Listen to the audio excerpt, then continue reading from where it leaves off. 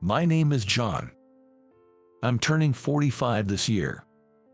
Today, I'd really like to share a story with you, a story of emotion, exhilaration, and a bit of serves you right. This story takes us back to my childhood. As a kid, I was a crybaby and slow, far from what you'd call brilliant. Indecisive, unable to make quick decisions, I was always dithering over things. For our summer vacation homework, we had to choose between growing roses or sunflowers. I'm going with sunflowers. I prefer roses. Mr. Hill, can I do both? While my classmates quickly made their choices, I couldn't decide. Sunflowers are synonymous with summer, aren't they? Sunflower seeds are Buster's favorite. My buddy, called Buster, is a Jungarian hamster. With his tiny body and beady eyes, he's absolutely adorable, like a little angel.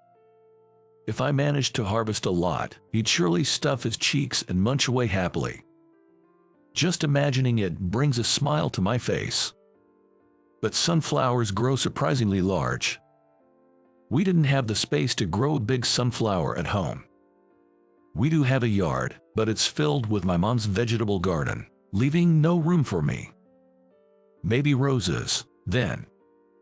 I can grow roses in pots, so they don't need much space. As long as I don't forget to water them, they should grow healthy. If I place the pots in front of my house, our neighbors also can enjoy to see them. Thinking about it makes it even harder to choose. Am I just being greedy? John, you're the only one left. Rose or sunflower, which will it be? Mr. Hill asked. It's John again. Why can't you ever make up your mind quickly? Can't help it. John is just a slowpoke tortoise. The main character of a popular drama at the time was always messing up, and everyone called her the slowpoke tortoise. That phrase was quite a hit and even became a trend among us kids. Everyone, quiet down. John, you need to decide by the end of the day. Come to the staff room later to pick it up. Understood. For mischievous kids, a slowpoke turtle like me was just too tempting not to tease. Some of them would always pick on me. Hey slowpoke John, why can't you just hurry up and choose? I'll choose for you. You're getting a sunflower. Sunflower. I like sunflowers, but my yard is too small. Then go for the rose. But if I forget to water it, it'll die. What if I forget? That's your problem. Just don't forget. Let's stop bothering with slowpoke Sean and play basketball. Let's play basketball. Yeah, let's do it. My classmates ran out of the classroom, eager to play. I wanted to join in on the basketball game, but no one invited me. Being a slowpoke and I often stopped classes. Science and math were fine. Because there's only one right answer. Simple and straightforward, utterly basic. There's no need to fret. The problem is, yes, language arts. When faced with vague questions like what do you think the author was feeling at this time, I'm at a loss. How am I supposed to know what the authors felt? I've never met the authors, nor do I know their thoughts behind their writing. How can everyone else ponder the feelings of strangers and come up with answers?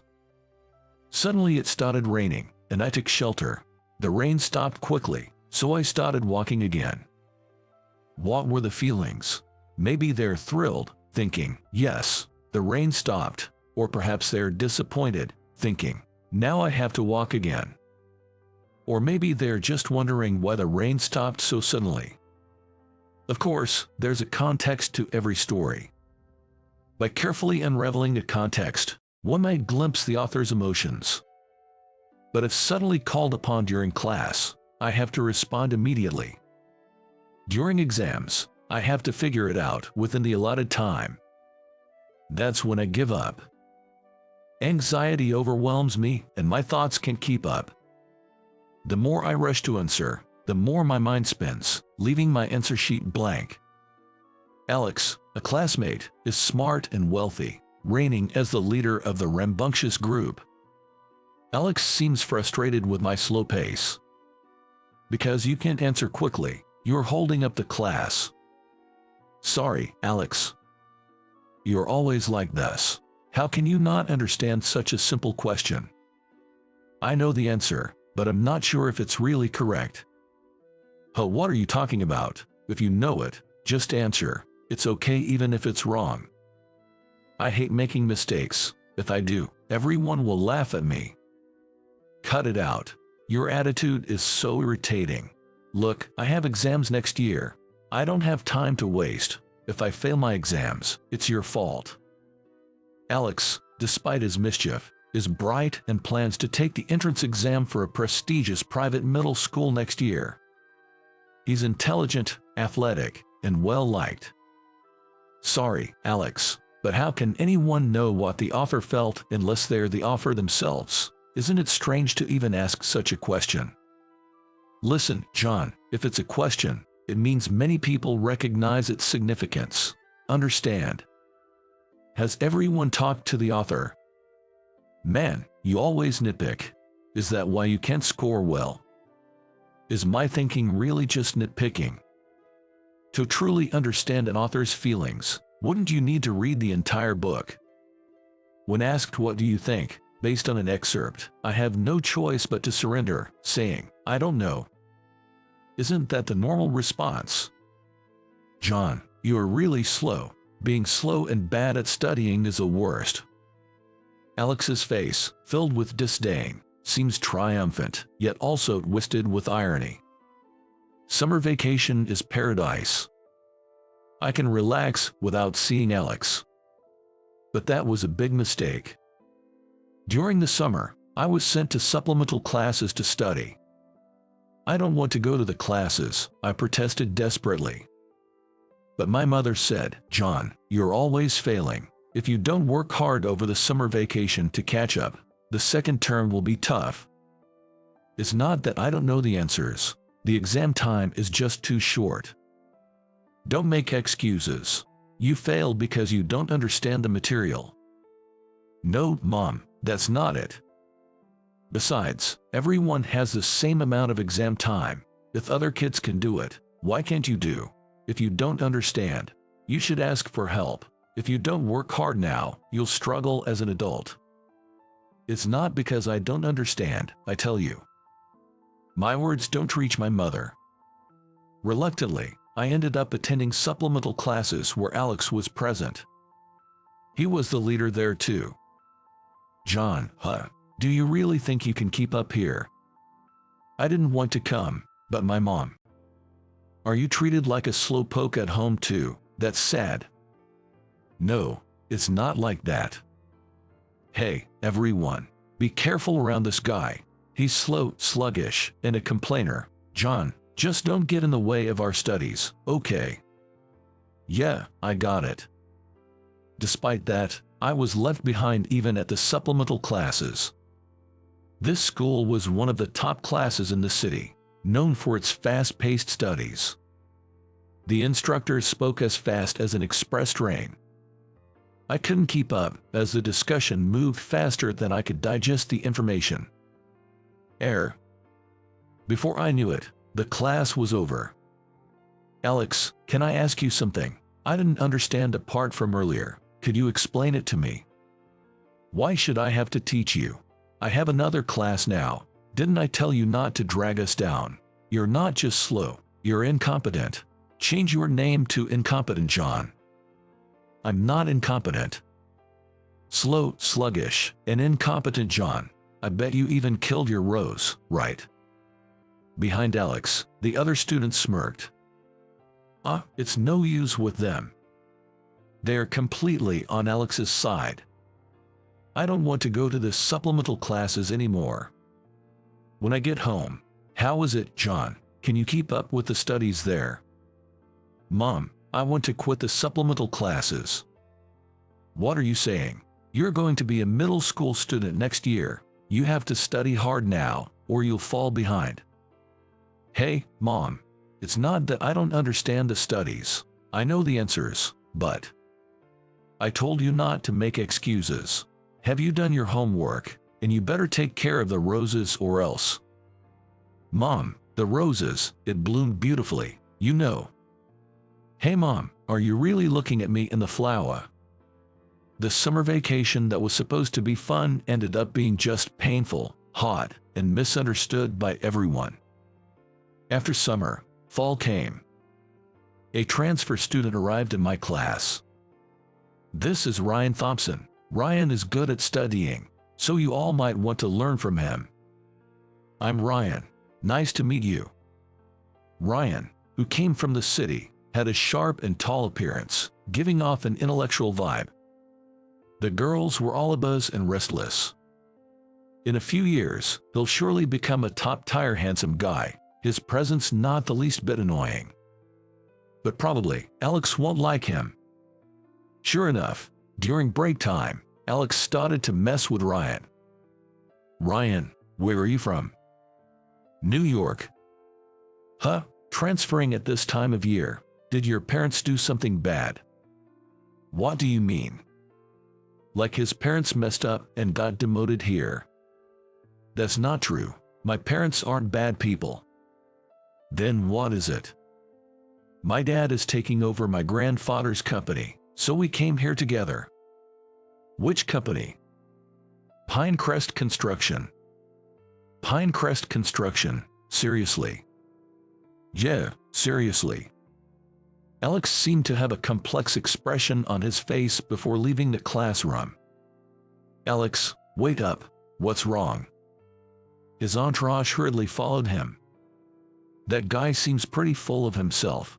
Is he always like that? Ryan spoke to me. Yeah, Alex is always like that.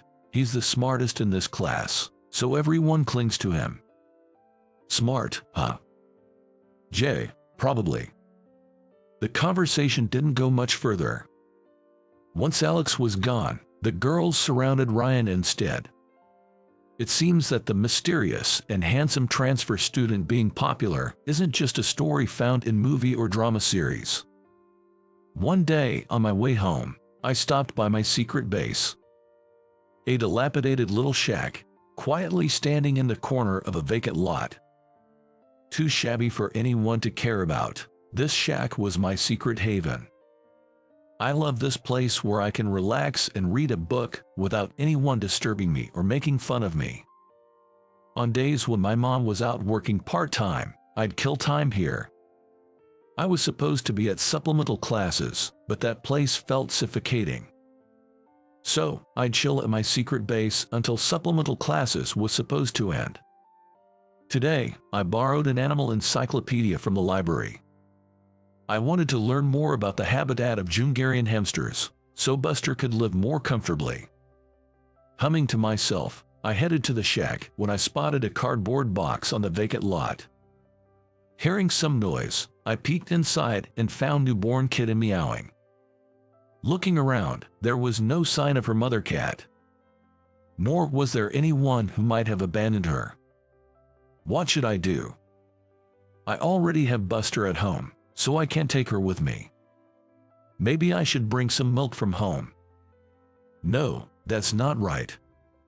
If you're going to start something, you have to take responsibility until the end. When we got Buster, my dad gave me a stern talking to.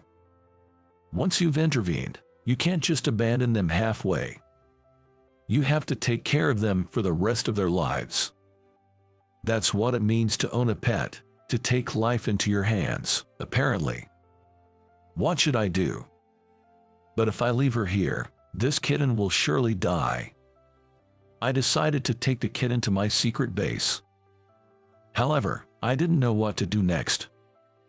The animal encyclopedia had information on every imaginable animal from around the world, but it didn't have a manual on how to care for kittens. What should I do? How do I take care of such small kitten? For now, I decided to go home and bring back some milk and bread. Wait here, I'll be right back. I spoke to the kitten and dashed home. When I got home, my mom was there. John, what about supplemental classes? Mom, Weren't you supposed to be at work today? I had a headache, so I took a day off. But never mind that, what about supplemental classes? I'm going now. I just got a bit hungry, so I came to get some bread and milk. Are you going to eat that at supplemental classes? Yeah. That's not acceptable. It's embarrassing. I'll have dinner ready for you as soon as you get back, so hurry up and go.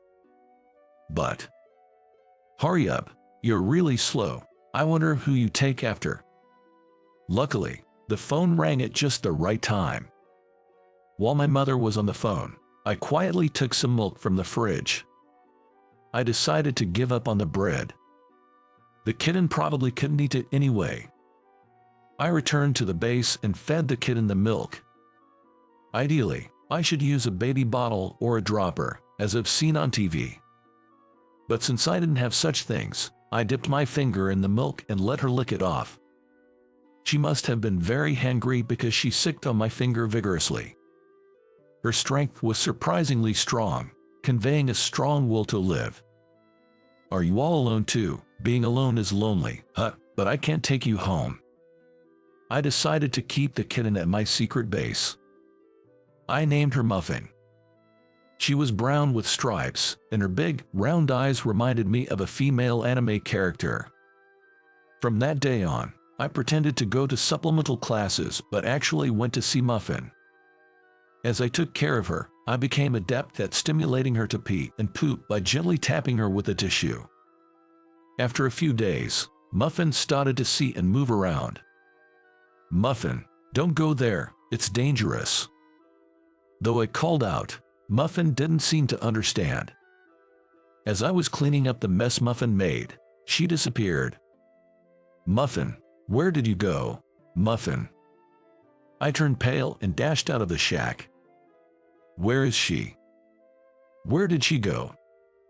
It's dangerous for such a tiny one to be outside. I need to find her quickly. As I frantically searched, I heard a voice from behind. John, what are you doing here? Turning around, I saw Ryan. Ryan, have you seen a cat? A brown striped one with round eyes. Your cat? Yeah, her name is Muffin. She ran off somewhere. It seems so. I must have had a pretty pitiful look on my face. Ryan peered at me with a worried expression. All right, let's look for her together. Really? Of course. With that, Ryan helped me search for Muffin. Winter evenings bring early nights, and the surroundings have already become completely dark. We peered into the overgrown bushes, but there was no sign of Muffin. Meow, meow. A faint cry came from somewhere. There, John, over there, isn't that her? It seems Muffin had crawled between some pieces of wood. Ryan carefully, gently, and slowly pulled Muffin out, making sure she didn't get hurt. Muffin, I'm so relieved. This little one's leg is injured. Where? I could see something like blood on her back leg. Maybe she cut it on the wood. We should take her to a vet. At this hour, they should still be one open. I can take her to a vet. Why not? As I hesitated to answer, Ryan seemed to understand. Are you keeping her secretly in that shack?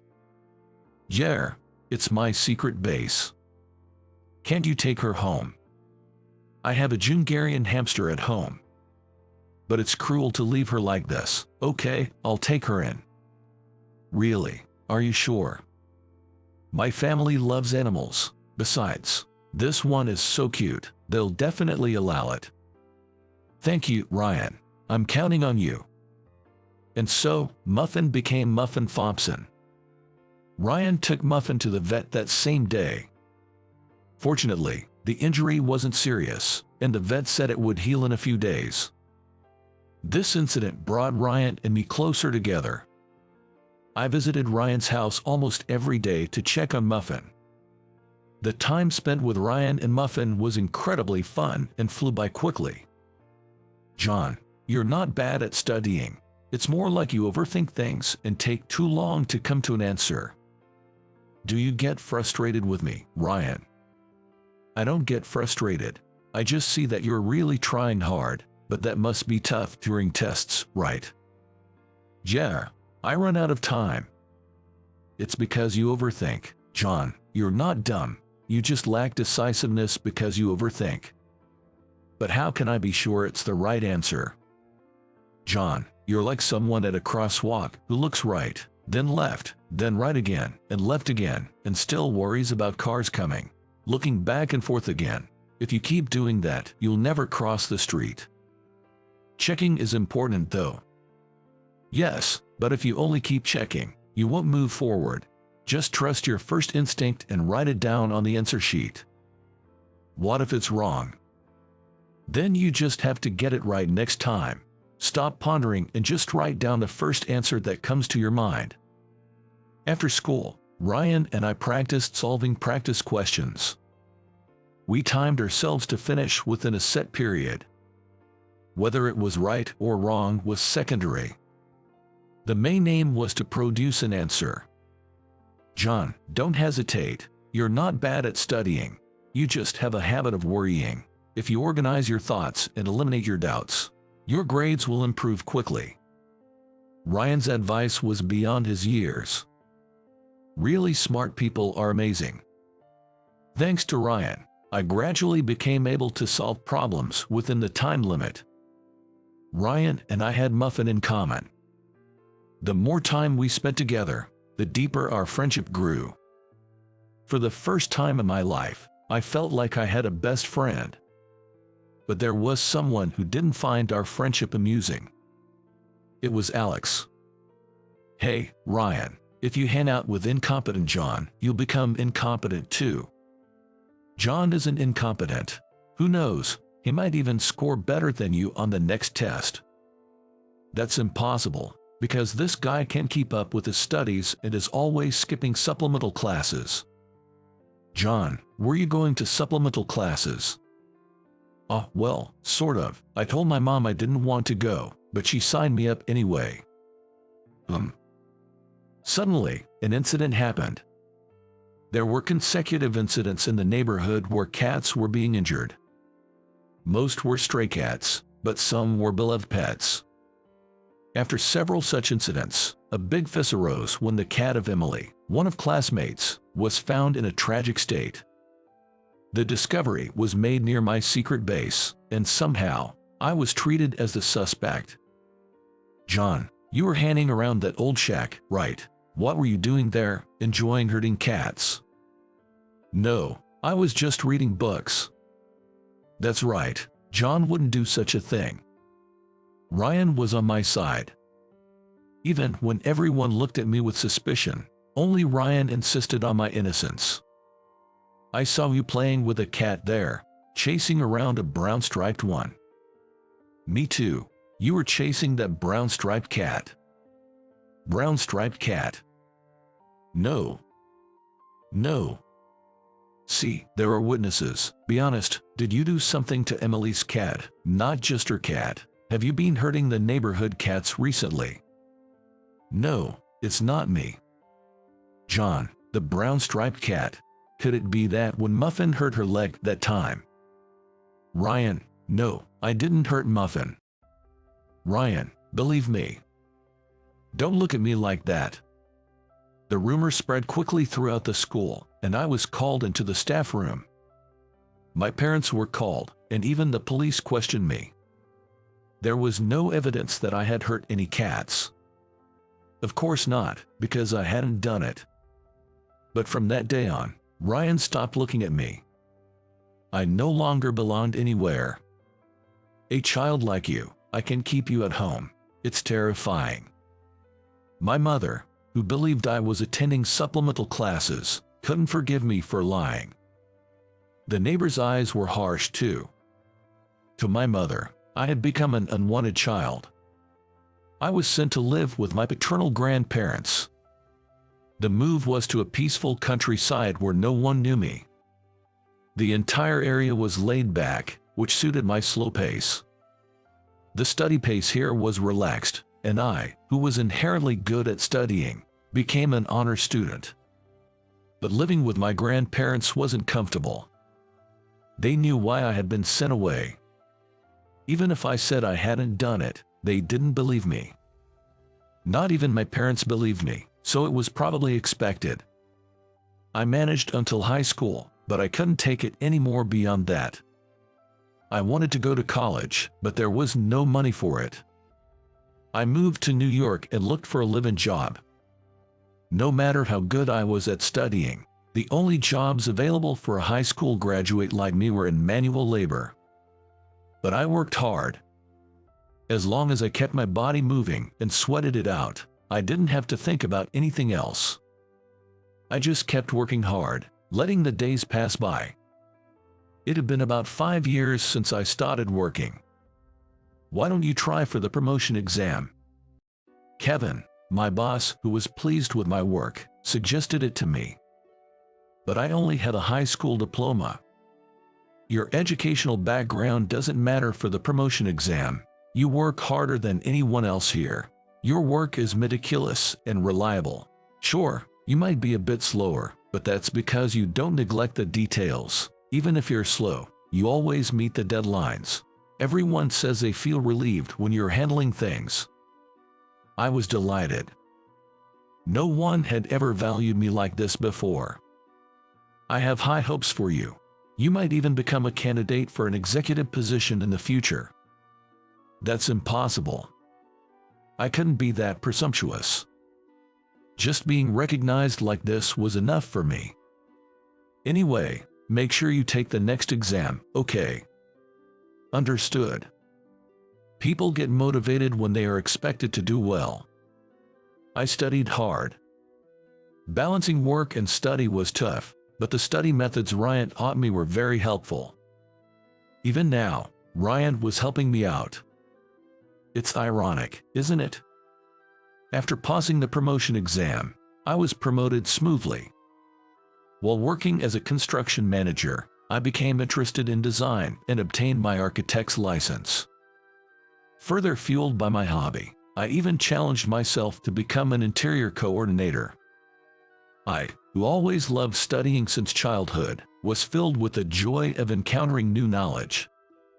Enjoying studying led to promotions and salary increases. There was nothing more interesting than this. By the time I was 40, I had been promoted to branch manager. It was rare for someone who started with just a high school diploma to climb this high. In fact, I was the first. Kevin prioritized ability over educational background. He had always looked out for me in many ways. John, are you free tomorrow? In the evening, yes, no problem. Then, let's meet at Summit Steak at 7 p.m. Okay. Summit Steak is a high-end steak restaurant located in a prime area of Manhattan. I had been there for Kevin's chauffeuring but never for a meal. A place where just sitting down could easily cost a fortune was not somewhere I could afford to go. Being invited to such a place, what kind of discussion could possibly unfold? First things first, I needed to prepare a suit. There was no way I could go there in my work clothes. As soon as the workday ended, I dashed out of the office and headed to a suit store. And then, the next day, with a mix of anticipation, confusion, and anxiety, I entered the restaurant. Welcome, we've been expecting you. You're John, right? As expected of a high-end restaurant. There was no cheerful hey, welcome, greeting. As I was led into the room, to my surprise, the president, Mr. Anderson, was there. I had seen him in morning assembly videos, but this was the first time meeting him in person. Why was Mr. Anderson here? Is this your first time meeting Mr. Anderson, John? Yes, it's my first time. It's an honor to meet you. I'm John. You don't need to be so nervous. Please, have a seat. Yes, thank you. It was impossible not to be nervous. I've heard about you from Kevin. You're very studious, and your work is both meticulous and accurate. I'm honored. Actually, we're planning to establish a new development planning division within one of our group subsidiaries. I'd like you, John, to take on the role of division head. What? Time seemed to stop at this sudden proposal.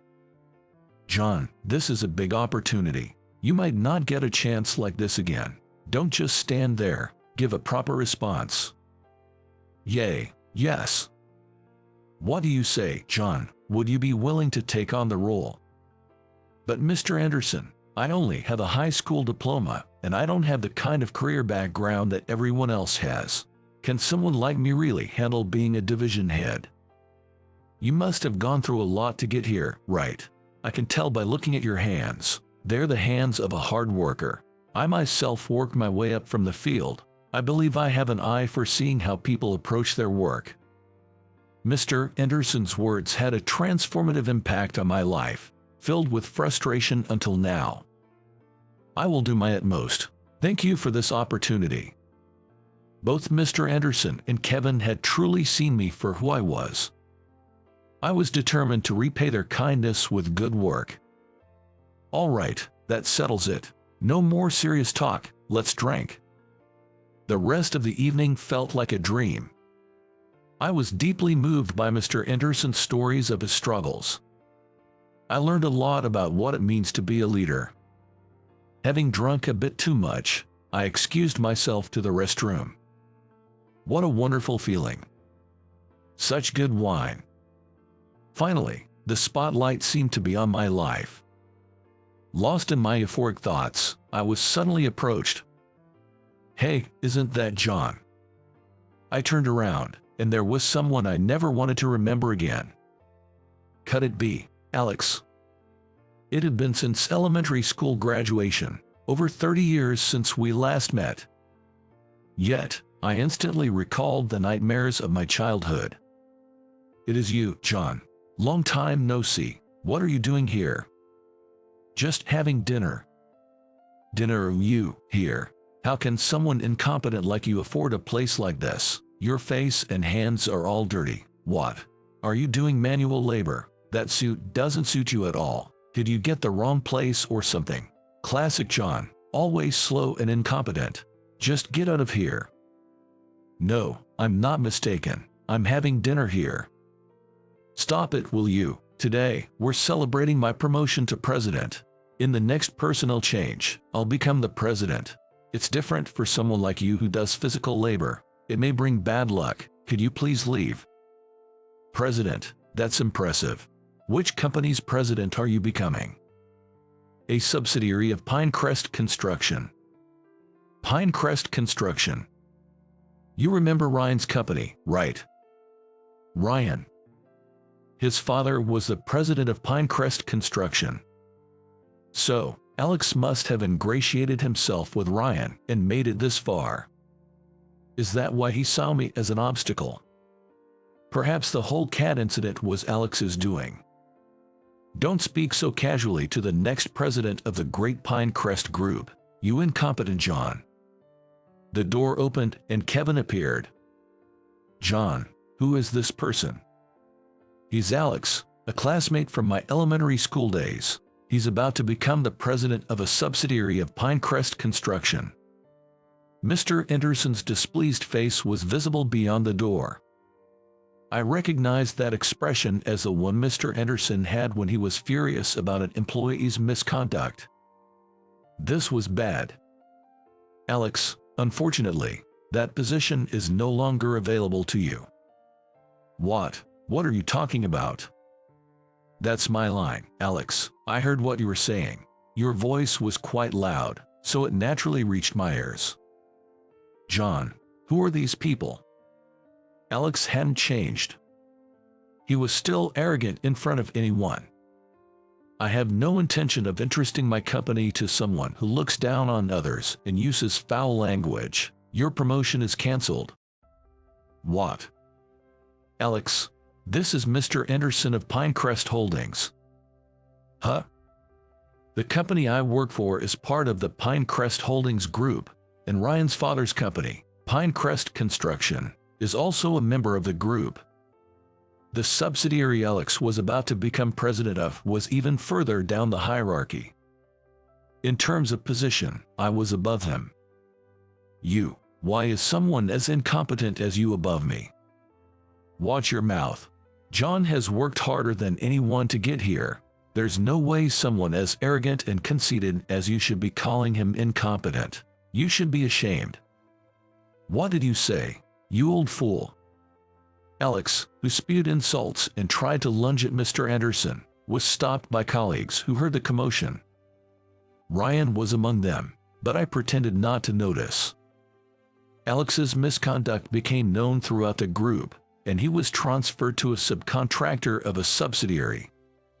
It seems Ryan also faced demotion for bearing some responsibility. Thanks to Ryan, I became more efficient at handling tasks. I'm deeply grateful for that, but I cannot forget the coldness of him doubting me and turning away. However, it's true that their actions taught me pain and made me kinder.